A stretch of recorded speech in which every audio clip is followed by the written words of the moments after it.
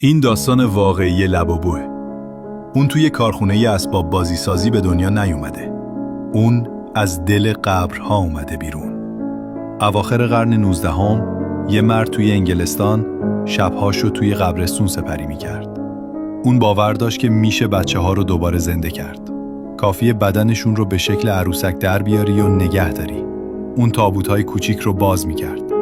باقی مونده اجساد رو در می آورد و به کارگاهش می برد و اونجا استخونها رو تمیز می کرد. اونا رو با کاه پر می کرد و توی پارچه های وصل پینه شده می پیچید و یه لبخند عجیب دوخته شده روی صورتشون می زاشت. لبخندی که قرار بود روح بچه ها رو اون تو نگه داره. اون برای عروسک ها لباس درست می کرد. اونا رو روی صندلی می نشوند و ساعتها باهاشون حرف می زد. جوری که انگار دخترهای مردش دوباره برگشتن پیشش. روزی که پلیس وارد اون کارگاه شد، کلی عروسک اونجا پیدا کرد. بعضی از اونها مو داشتن که به درز لباسهاشون دوخته شده بود.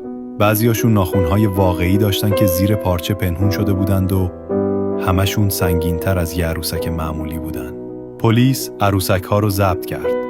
پرونده بسته شد و اسم اون مرد برای همیشه از تاریخ پاک شد. سالها بعد همون طراحی عجیب و دقیقاً همون لبخند ترسناک دوباره برگشت به عنوان یه محصول تجاری جدید. و اگه یکی از اینا توی خونتون باشه، شما صرفاً عروسک نخریدیم. شما هم وارد بازی زنده کردن مرده های یه نفر دیگه شدیم.